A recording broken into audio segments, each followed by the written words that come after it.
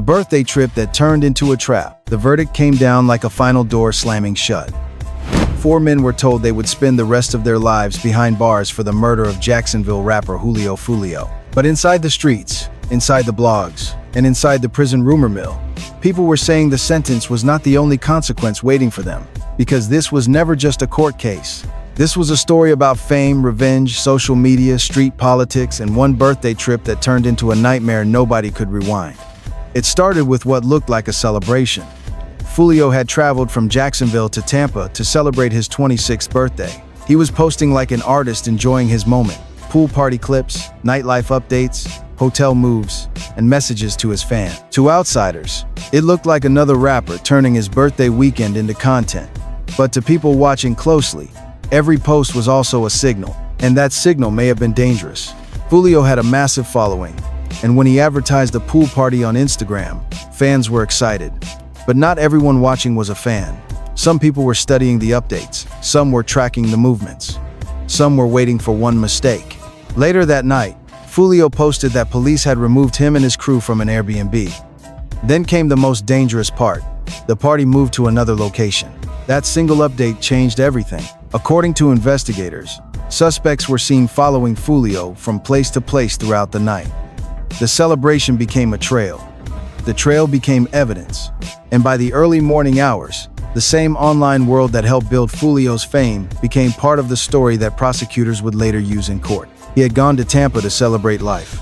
Instead, his final hours became a warning about how fast fame, location, and rivalry can collide.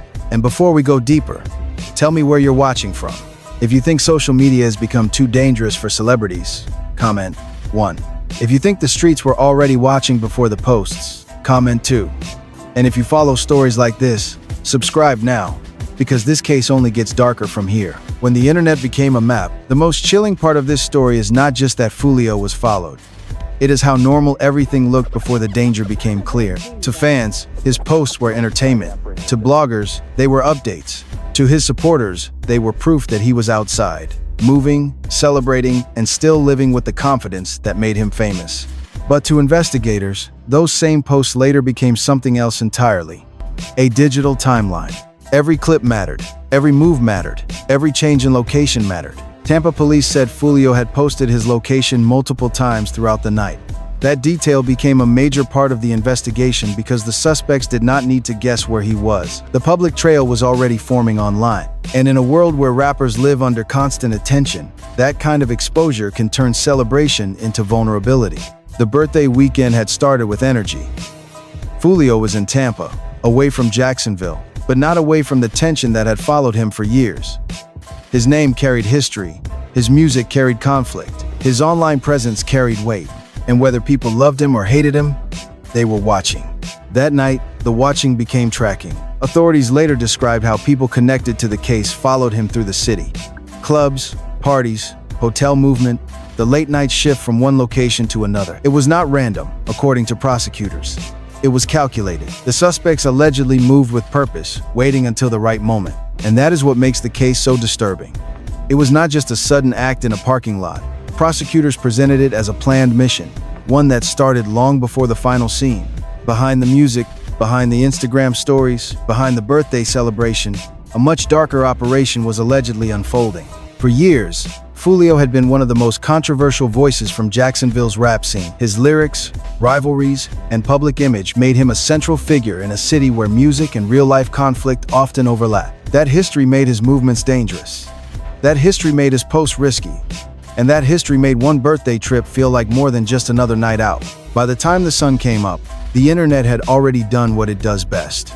Replay everything, analyze everything, and ask the question nobody could ignore. How did a party become a setup? Jacksonville followed him to Tampa. Julio may have left Jacksonville for his birthday, but Jacksonville never really left him. That is the shadow hanging over this entire case.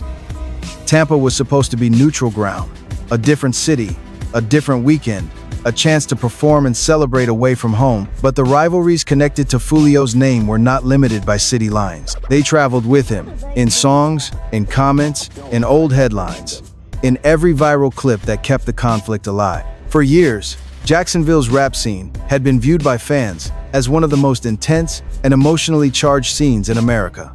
The music was raw, the stories were personal, the rivalries were public, and Foolio stood at the center of many conversations, not just because of his songs, but because of the painful real-life history tied to them.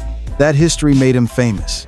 It also made him a target. When investigators began piecing together what happened in Tampa, they were not looking at a simple argument that got out of control. They were looking at a trail that appeared to stretch from Jacksonville to Tampa, from online posts to surveillance cameras, from street tensions to courtroom evidence. According to the case presented by authorities, Isaiah Chance and Alicia Andrews were described as people who helped track Foolio's movements. Prosecutors said they followed him around Tampa as he moved between locations during his birthday celebration. That detail mattered because it suggested the final moment was not accidental. It suggested someone was watching, reporting, and waiting. Then came the Home 2 Suites near USF. That location became the center of the case. It was where the birthday weekend ended.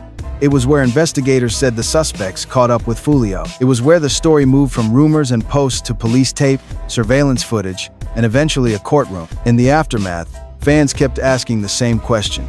Could this have been avoided? Maybe if the location had not been posted. Maybe if the party had stayed private. Maybe if the history had not been so heavy. Maybe if the industry had stopped rewarding conflict before it became irreversible. But the hardest truth is this. By the time Foolio reached that hotel, the people watching him were already close. The city had changed. The danger had not. The parking lot that became evidence. When people talk about this case, they often focus on the shock of the sentencing.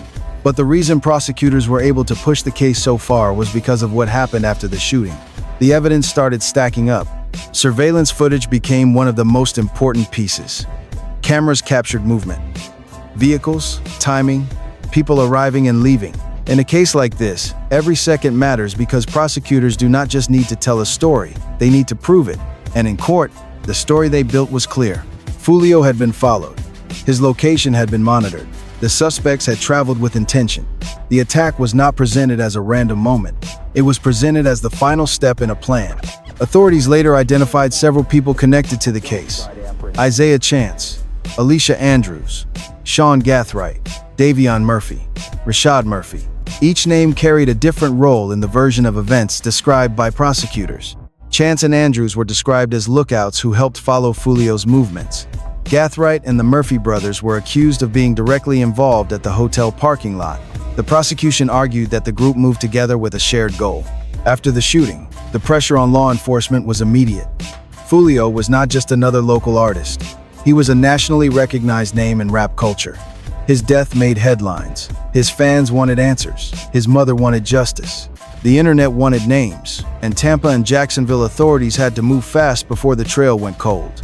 They did. A month after the killing, officials announced arrests. Tampa Police Chief Lee Burkaw, Jacksonville Sheriff T.K.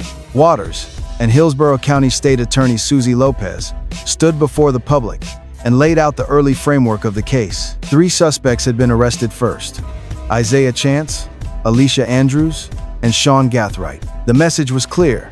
This was not being treated like a mystery the streets would solve through rumors. This was now a full-scale prosecution. Searches followed.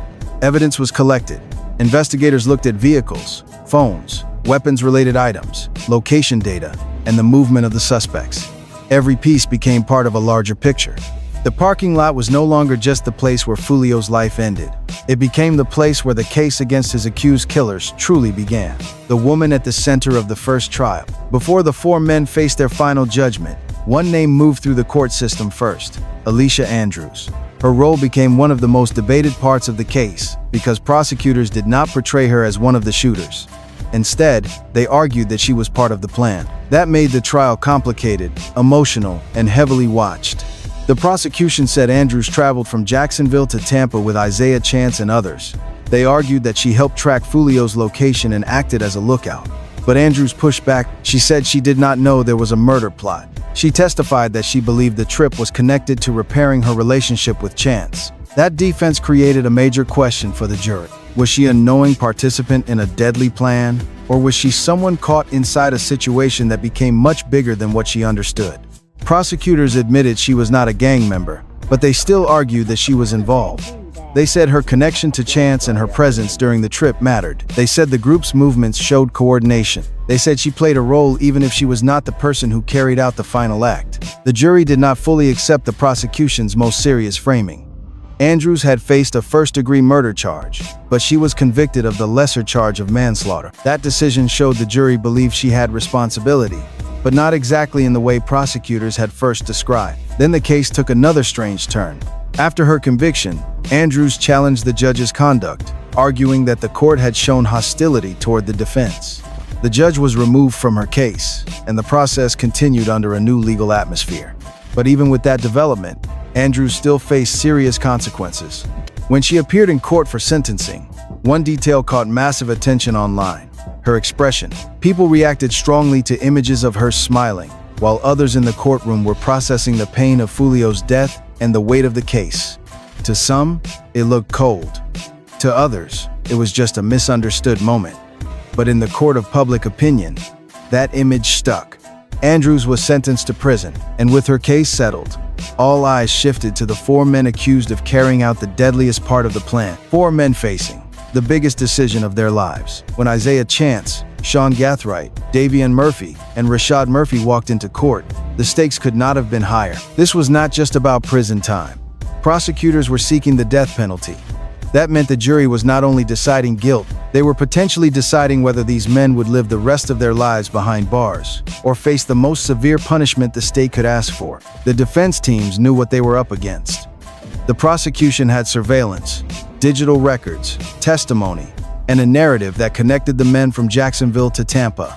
So the defense attacked what they could. They challenged the evidence. They questioned the credibility of certain statements. They argued about roles, intent, and whether prosecutors had truly proven every part of the case beyond a reasonable doubt. But the prosecution came prepared. They did not present this as chaos. They presented it as planning. They argued that the group had followed Foolio, tracked his location, and waited for the moment to strike. They connected the timeline piece by piece, using the kind of evidence modern cases are built on: cameras, phones, locations, messages, movement, and behavior after the fact. For the jury, the case was heavy. This was not just about a famous rapper. There were other people affected too. Other victims survived the attack. Families sat in court carrying the emotional weight of what happened. Foolio's death was the headline, but the damage spread far beyond one name. The trial forced everyone to look at the reality behind the entertainment. Rap fans often treat beef like content. They react to diss tracks, clips, live streams, and rumors like it is a show. But in court, there are no edits, no beats, no comment sections, and no viral captions that can soften the truth.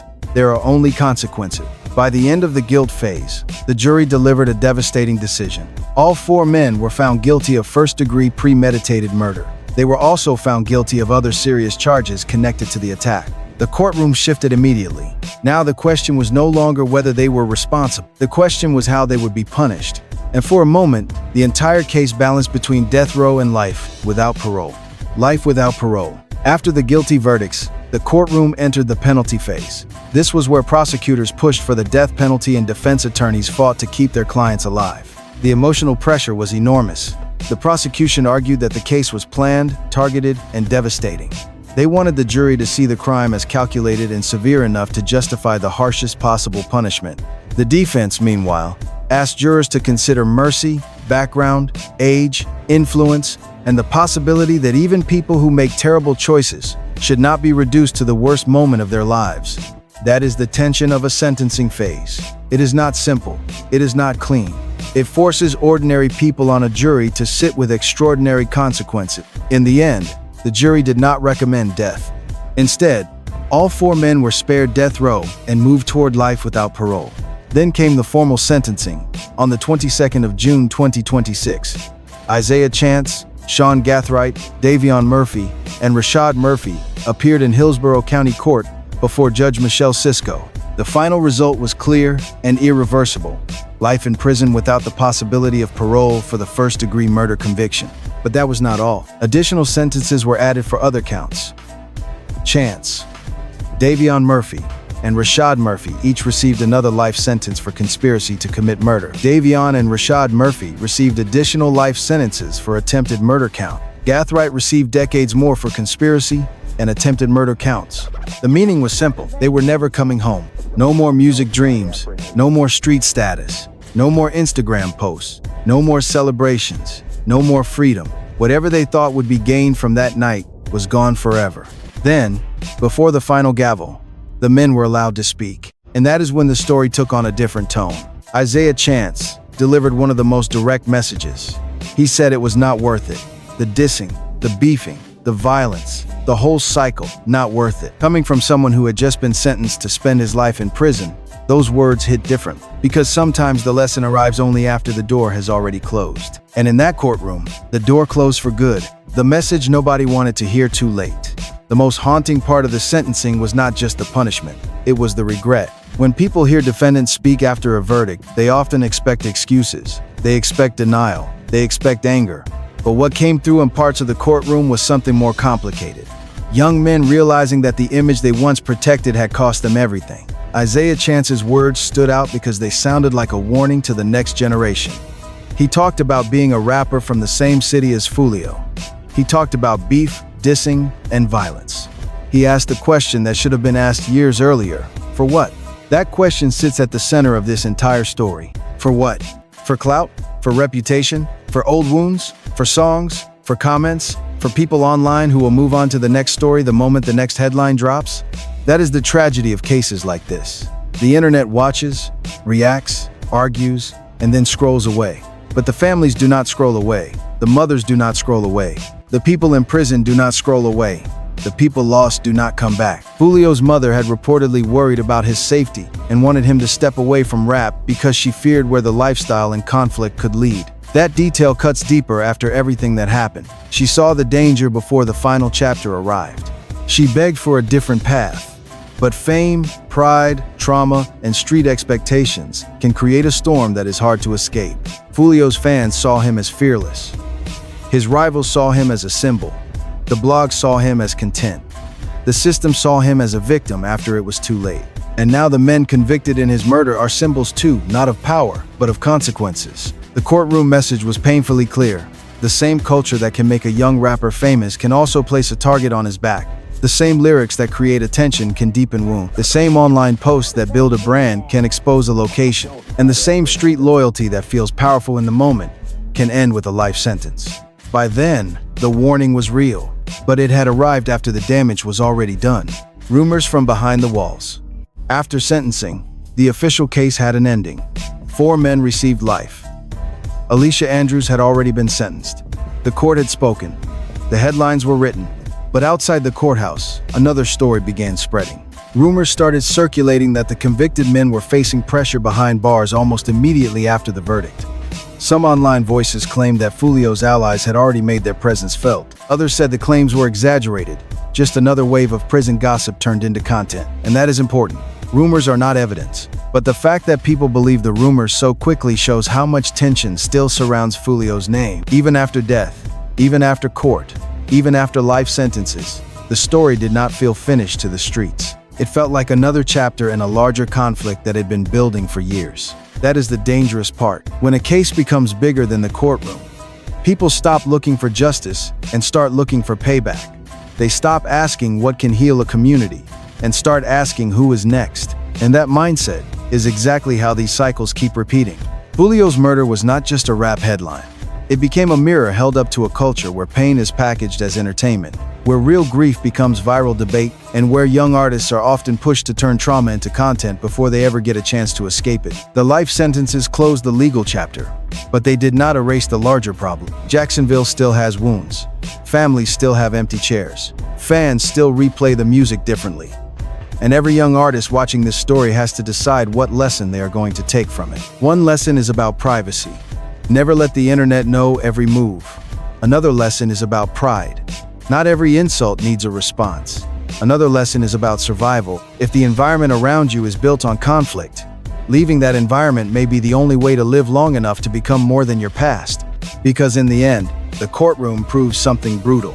Nobody won. Julio lost his life. His family lost a son. The convicted men lost their freedom forever. Their families lost them too. And the fans who treated the beef like entertainment were left watching the real cost of a story they once consumed like a show. The lesson behind the verdict. The final chapter of this case is not really about who got the last word online. It is not about who looked stronger, who talked louder, or who had more people defending them in comment sections. The final chapter is about the cost, and the cost was devastating. Julio Foolio went to Tampa for a birthday weekend. He should have been thinking about music, fans, family, and the next stage of his career. Instead, his name became tied to a courtroom, a murder trial, and a warning that every young artist should study carefully. The men convicted in his killing also lost everything. Whatever reputation they thought they were protecting is gone. Whatever loyalty they thought they were proving is gone. Whatever point they thought they were making disappeared the moment the judge handed down life without parole. That is the part people online do not always understand. The internet turns conflict into entertainment, but real life does not come with a reset button.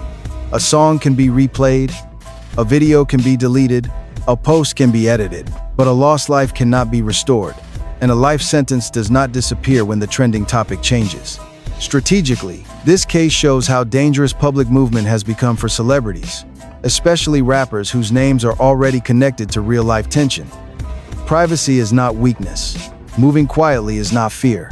Avoiding conflict is not losing. Sometimes, the smartest move is to stop giving enemies a map, stop feeding the algorithm pain, and stop letting strangers online push real people into irreversible decisions. For artists, the lesson is simple. Protect your location, protect your circle, protect your peace, and never confuse attention with safety. Not everyone watching you is supporting you. Some people are studying you. Some people are waiting for the smallest mistake.